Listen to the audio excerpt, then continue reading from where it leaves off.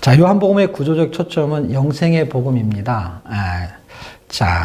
네, 성경 기둥을 한번 살펴보겠는데요. 전반부는 요한복음 1장에서 12장까지 영생은 그리스도, 주요 내용은 영생은 하나님의 복이라는 것이고요. 자, 후반부는 13장에서 21장까지 영생은 임마누엘, 영생은 그리스도와 한 몸이다 하는 이야기가 주요 내용입니다. 자, 요한복음이 정말 말하려고 하는 건 무엇입니까? 물론 요한복음 20장 뒷부분을 읽어보게 되면요, 내가 이것을 쓴 것은 너희로 예수님의 이름을 믿어서 생명을 얻어서 영원한 생명으로 살게 하는 것이 목적인 것이죠. 결국 영생은 예수를 믿어 하나님의 자녀로 사는 것을 말하고 있습니다. 자, 근데 이분이 이 땅에 오신 이유는 도대체 무엇일까요? 물론 요한복음 7장 38절을 살펴보면 성령을 통해서 죄인을 하나님의 자녀 만들어 영생을 얻게 하려고 하는 내용이 주요 내용입니다. 예수님이 다시 하늘로 가려는 이유는 무엇입니까? 성령을 통해 한 몸 된 임마누엘의 신비를 누리게 하려는 것입니다. 자, 그러면 1장에서 21장까지의 내용을 둘로 딱 나누게 되면 1장에서 12장까지는 예수님의 공생의 사역 중에 약 3년에 걸친 이야기가 등장합니다. 그런데 13장에서 21장까지의 내용, 거기까지의 내용은 약 일주일도 시간이 안 지나는 내용이 됩니다. 자, 앞부분의 내용은 약 3년이 걸쳐 있어요. 뒷부분의 내용은 거기 며칠 지나지 않습니다.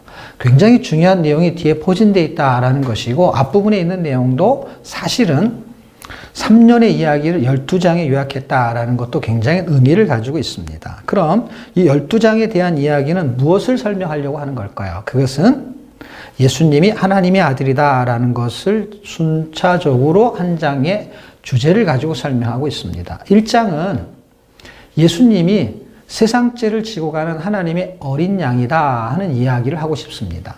그래서 1장 29절에는 정말 그렇게 말합니다. 보라, 세상 죄를 지고 가는 하나님의 어린 양이다. 2장은 그분이 성전이라는 걸 설명합니다.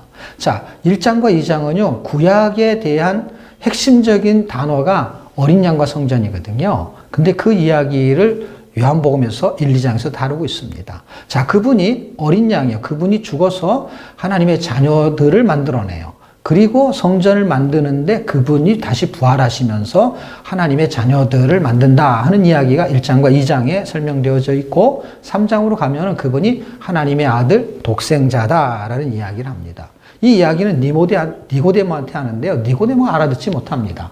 그런데 4장에 가게 되면은요, 세상의 구주십니다라는 고백을 듣게 되는데 누구한테 듣게 되냐면 사마리아 수가성 여인에게 듣게 됩니다. 사마리아 수가성 여인은 니고데모에게 비하면은요, 약간 미천한 여인에 불과합니다. 그럼에도 불구하고 하나님께서는 그를 통해서 하나님이 영광 받으시는 깨달음을 그에게 줍니다. 5장에 가게 되면 그분이 어떤 분이냐? 영생이다라는 것을 설명합니다. 물론 5장의 내용은 베데스다의 38년 된 병자의 이야기를 다루게 됩니다. 그런데 사람들이 38년 동안 병자가 된 것처럼 하나님이 누군지를 깨닫지 못합니다. 꼭 광야에서 38년 동안 방황했던 이스라엘 백성을 대변하는 것 같습니다. 자, 영생은 예수 그리스도예요. 그분을 어떻게 등장시키느냐? 6장에 가면은 오병이어의 기적을 통해서 나를 먹어야만이 영생을 얻을 수 있다라고 말합니다. 그런데 사람들은 그를 생명의 양식으로 생각하지 않고 육신의 양식으로 생각하게 됩니다. 7장에 가면은 믿는 자가 받을 성령에 대한 설명을 하는데요, 5장이 생명의 양식이라면 6장은 생명의 생수를 말하고 있습니다. 그래서 예수를 믿으면 그 배에서 생수의 강이 흘러넘친다 하는 얘기를 7장에서 해주게 됩니다. 8장으로 가게 되면 그런 사람들은 어떤 상태에 되느냐? 죄를 졌어도 정죄함을 받지 않는다 하는 이야기로 사건이 하나 등장하는데, 가늠하다 잡힌 여인의 이야기가 등장합니다. 예수님께서는 용서를 선언하시고 용서를 선포하신 것입니다. 자, 이렇게 진리를 깨닫게 되면 9장에 도달했을 때 날 때부터 소경이 눈뜨는 사건을 통해서 진리의 눈뜨는 그 은혜를 경험하게 됩니다. 자, 이렇게 하는 자가 누구냐? 10장에 선한 목자라는 것입니다. 그분은 싹군 목자가 아니고 선한 목자다. 그 선한 목자는 당신이 죽어서 누군가를 살려야 되는데 그 모델 케이스를 11장에 나사로가 살아나는 것을 우리는 볼 수 있습니다.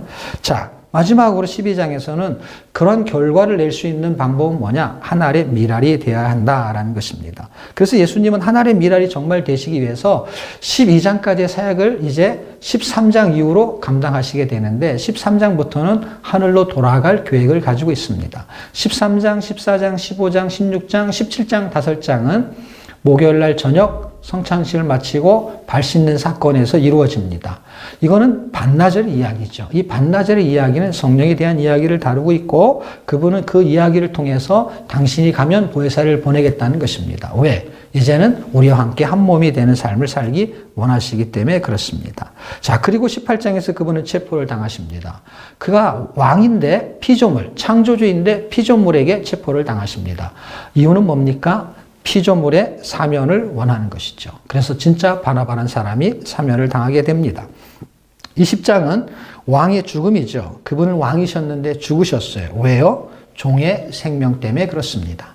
자, 마지막으로 그는 20장에서 부활하십니다. 왕의 부활은 바로 종의 영생에 초점을 두고 있고 마지막 21장은 그것을 다른 사람에게 나누기를 원하셨습니다. 그래서 네 양을 쳐라 하는 것으로 요한복음은 막을 내리게 됩니다. 감사합니다.